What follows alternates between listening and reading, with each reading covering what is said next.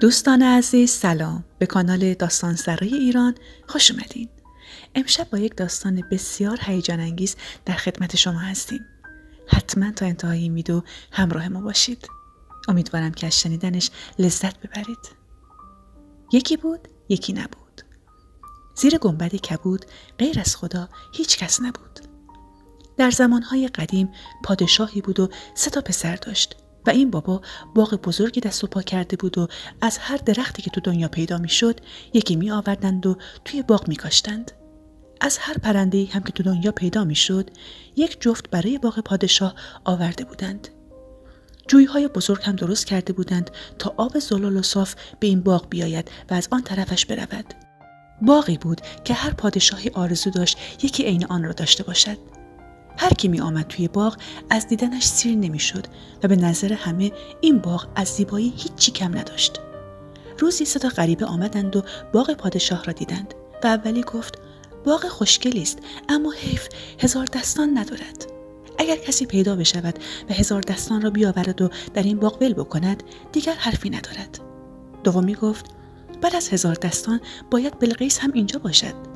سومی گفت این باغ وقتی یک کوبی هم تا می شود که با 1000 دستان بلقیس اسب حضرت سلیمان هم توش بگردد. مهمانها حرفشان را زدند و راهشان را کشیدند و رفتند. به پادشاه خبر دادند که آن غریبه ها چی گفتند. پادشاه که خیال میکرد باغش کما کسری ندارد رفت تو هم و نمیدانست 1000 دستان و بلقیس و اسب حضرت سلیمان را از کجا بیاورد. وزیر آمد خدمت پادشاه و دید پکر رو گرفته زانویش را بغل کرد و نشسته. ازش پرسید چی شده که اینطور ماتم گرفته؟ پادشاه حرفهای غریبه ها را برای وزیرش گفت. وزیر هم گفت اینها که چیزی نیست. پادشاه 3 پسر لایق دارد. آنها را بفرستد تا این 3 را برای او بیاورند. پادشاه از پیشنهاد وزیر خوشحال شد و پسرها را خواست و به آنها گفت میدانند که او چه باغی بی مثل و مانندی ساخته، اما تازه پی برده که این باغ 3 چیز کم دارد: 1000 دستان و بلقیس و اسب حضرت سلیمان. باید آنها بروند و هر طور شده حتی اگر اینها تو آسمان باشند پیدایشان کنند و بیاورند تا باغش در دنیا یک کوبی هم تا باشد. پسرها قبول کردند و آذوقه و پولی برداشتند و سوار اسبشان شدند و به راه افتادند و پشت به شهر و رو به بیابان حرکت کردند. رفتند تا رسیدند به سر سراحی و آنجا پیاده شدند و نشستند تا خستگی از تنشان رفت و قرار گذاشتند هر کدام از یک طرف بروند و زیر سنگی هم انگشتری قایم کردند تا نشانه‌ای باشد میان آنها. هر که هم زودتر آمد باید برود و برادرهایش را پیدا کند و هر 3 با هم برگردند به قصر پدرشان. حرفشان را زدند و سر و صورت همدیگر را بوسیدند و هر کی به راه خودش رفت. برادر کوچک رفت و از بیابان و کوه و دشت گذشت تا رسید به شهری و خوب که میان کوچه و بازار گشت دم در خانه‌ای رسید و دید پیرمردی آنجا نشسته. پیاده شد و به پیرمرد گفت غریبه است و تو این شهر کسی را نمی‌شناسد و اگر امشب به او جایی بدهد یک شب مهمان است و 100 سال دعاگو. پیرمرد هم گفت مهمان حبیب خداست و خانه‌اش را عین خانه خود بداند. پسر رفت خانه پیرمرد و اسبش را توی طویله بست و نشستند و از هر دری حرف زدند. پیرمرد که سرد و گرم روزگار را چشیده بود از حرفهای پسر فهمید دنبال اسب حضرت سلیمان راه افتاده. از زیر زبان پسر درآورد و وقتی فهمید درست بو برده بهش نصیحت کرد که دست از این کار بردارد. آدم‌های گنده‌تر از او رفتند دنبال این اسب و خبرشان هم نیامد. او که دهانش بوی شیر می‌دهد و تا امروز از قصر پدرش پا بیرون نگذاشته، به جوانی خودش رحم کند و از همان راهی که آمده برگردد. پسر گفت به پدرش قول داده و پا پس نمی‌کشد. مرد است و حرفش. پیرمرد وقتی حرفهای پسر را شنید و دید اسبش را زین کرد و حرف به گوشش نمی‌رود، گفت این اسب هر روز می‌آید سر چشمه‌ای تا آب بخورد و جز از این چشمه از هیچ جایی آب نمی‌خورد. اگر می‌خواهد اسب را بگیرد باید برود سر این چشمه، اما باید از 7 دره آتش بگذرد. پیرمرد راه و چاه را به پسر یاد داد و او شب را توی آن خانه صبح کرد و آفتاب که زد و دنیا را روشن کرد پرید پشت اسبش و همین که خواست خداحافظی بکند پیرمرد گفت کنار آن چشمه درختی است و او باید برود بالای درخت و قایم بشود و کله سحر که شد گله اسب بیاید و او باید بی معطلی کمندش را بیاندازد گردن اسب جلویی و او را بگیرد.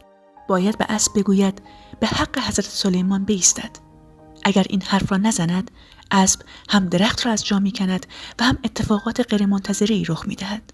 وقتی اسب را گرفت و سوارش شد، 4 نعل بتازد و هر حرفی شنید به پشت سرش نگاه نکند و جلو برود. اگر پشت سرش را نگاه کند، سنگ می‌شود. پسر با پیرمرد خداحافظی کرد و به راه افتاد. پسر رفت و رفت تا رسید به جایی که آتش در آن می‌سوزد. در آنجا فهمید که به دره اول آتش رسیده است. ادامه داد و از همه سختی‌ها گذر کرد تا جایی که پا گذاشته به حاشیه آتش. با زدن به دل آتش، رعد و برق مهیبی زد و صدای آسمان قرنبه بلند شد و او وارد دره دوم شد. اینجا همان صداها را شنید و هیچ به این طرف و آن طرف نگاه نکرد و به این صورت از 7 دره گذشت و آتش هم تمام شد و هوا عین بهار شد. با اینکه خسته بود و خوب نفس نمی‌کشید، جلو رفت و رسید به چمنزاری و آنجا درخت و چشمه‌ای دید که آبش عین اشک چشم زلال بود. فهمید رسیده به جایی که باید اسب را بگیرد. پیاده شد و اسبش را جایی قایم کرد و نشست روی سبزه تا خستگی راه از تنش در رفت و همانجا شب را صبح کرد و همین که نزدیک بود که اسب بیاید، کمندش را برداشت و رفت بالای درخت و وسط شاخ و برگش قایم شد. نزدیک صبح آسمان قرنبه و رعد و برق آسمان را پر کرد و یک گله اسب از بالای تپه پیدا شد. پسر کمند را حاضر کرد و منتظر ماند. اسب‌ها آمدن سر چشمه و شروع کردن به خوردن آب و پسر اسب جلویی را دید و هاج و واج ماند که مگر اسب به این خوشگلی هم پیدا می شود. کمند را پرت کرد و تا دور گردن اسب افتاد، حیوان روی 2 پا بلند شد و خواست حرکت کند. پسر کمند را کشید و گفت به حق حضرت سلیمان یک لحظه بایستد. اسب تا اسم حضرت سلیمان را شنید آرام شد. پسر از بالای درخت پرید پشت اسب و دهنی را که همراهش داشت انداخت گردن اسب و از راهی که آمده بود برگشت. 4 نعل حرکت کرد و یهو صداهایی از پشت سرش شنید، اما حرفهای پیرمرد تو گوشش بود و هیچ اعتنایی نکرد. رفت و رفت و نه گشنگی می شناخت و نه تشنگی و چند روز تو راه بود، اما این بار هیچ آتش یا گرمایی ندید تا رسید به شهری که پیرمرد را دیده بود. رفت خانه آن بابا و پیرمرد تا او را با اسب حضرت سلیمان دید، حیران و مات ماند و پی برد این جوان با آنهایی که رفته بودند از زمین تا آسمان فرق دارد و از اول درست نشناخته بودش. پسر کوچک نشست پیش پیرمرد و نشانی بلقیس را ازش پرسید.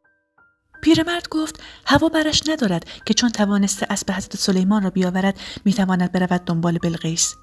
بهتر است به جوانی خودش رحم کند و این فکر و خیال را از سرش بیرون بیاندازد. جوان گفت همانطور که آن روز هم بهش گفته، چون به پدرش قول داده باید حتما انجامش دهد. اگر آسمان به زمین بیاید باید دنبال بلقیس برود.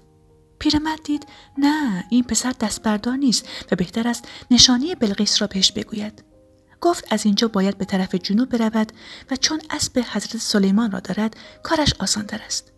باید آنقدر برود تا برسد به شهر قشنگی و بلقیس هم ملکه آن شهر است. این زن باغی دارد به چه خوشگلی و 1000 دستان هم توی آن باغ است.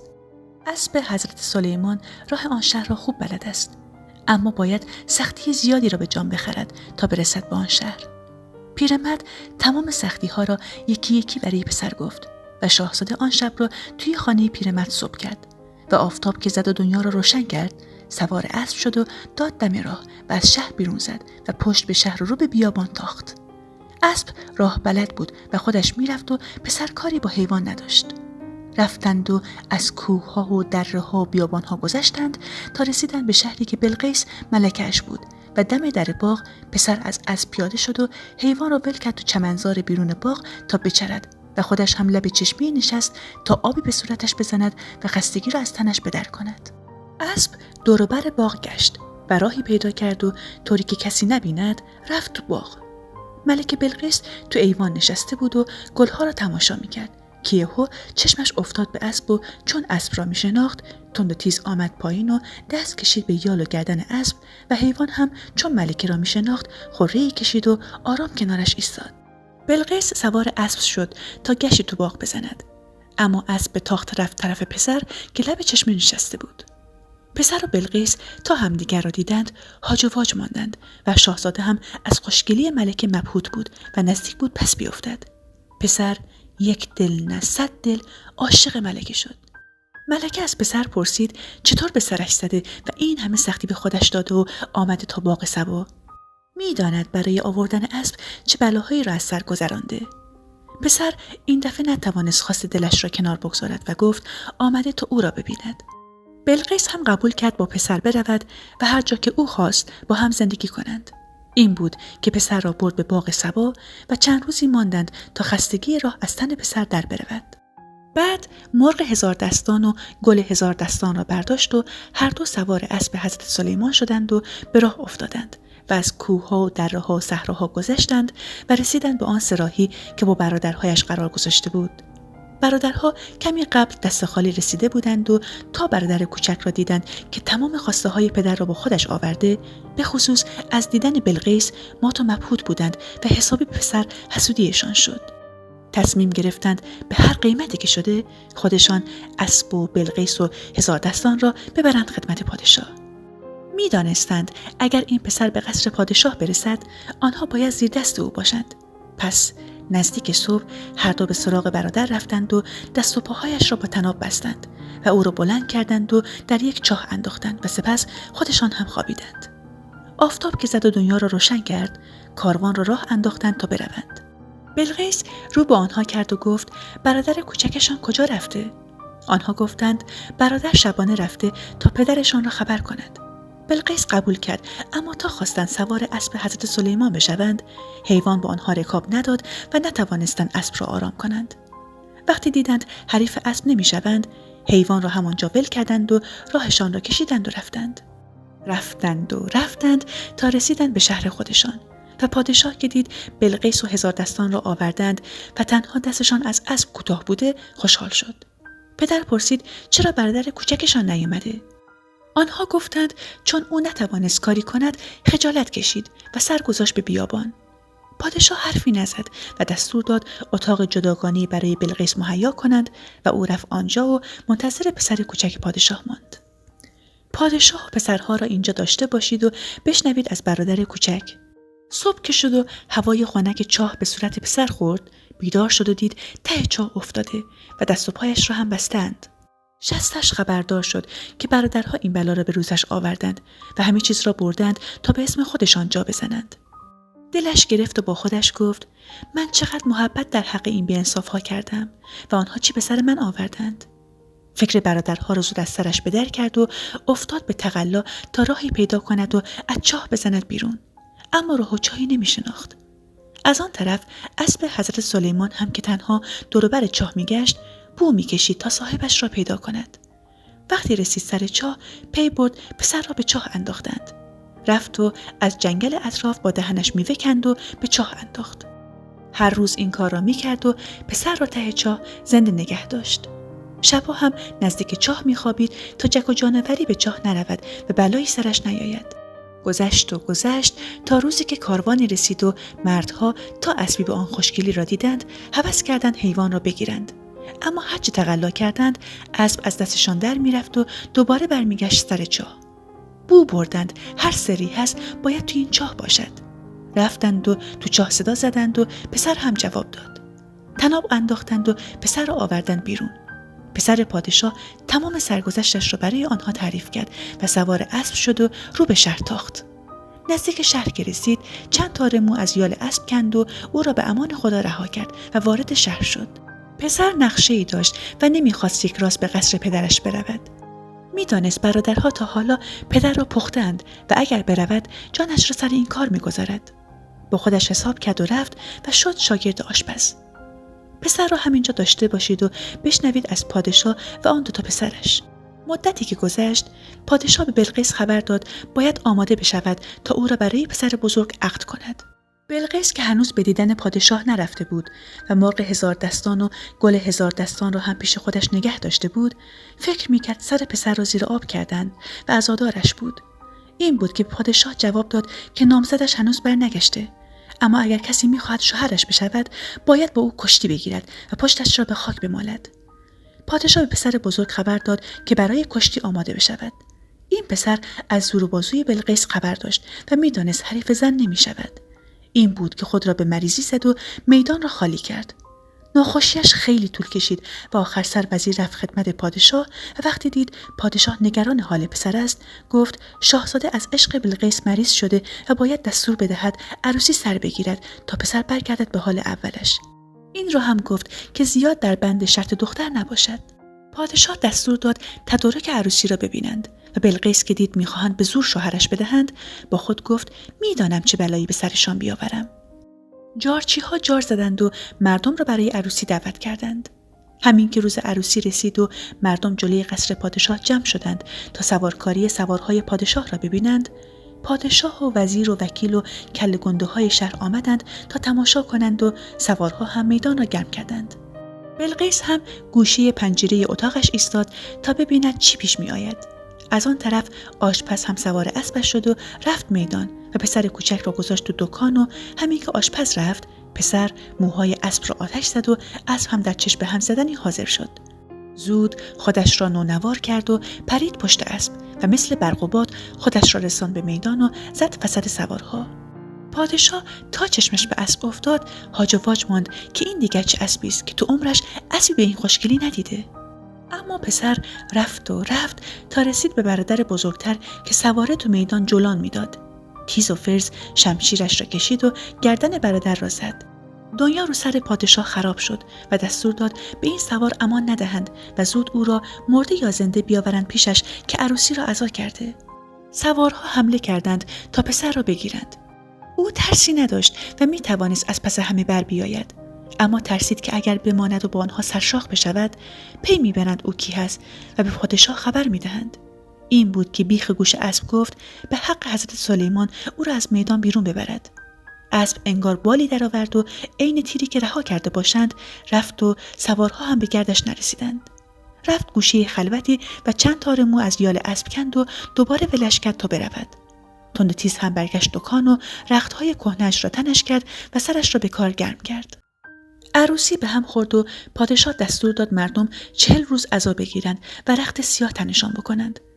آشپز هم آمد و برای پسر تعریف کرد که چی پیش آمده. گفت با اینکه عروسی را عزا کرده اما جوان رشیدی بود و آدم دلش نمی آید نفرینش کند. پسر هم خودش را زد به آن راه و گفت حیف شد که او آنجا نبود تا ببیند چطور گردن شاهزاده را زدند. بلقیس هم که پسر و اسبش را شناخته بود خوشحال شد که او زنده است و جایی سر می کند. گذشت و داغ پسر کهنه شد و روزی پادشاه به بلقیس پیغام داد آماده باشد تا برای پسر وسطی عقدش کند.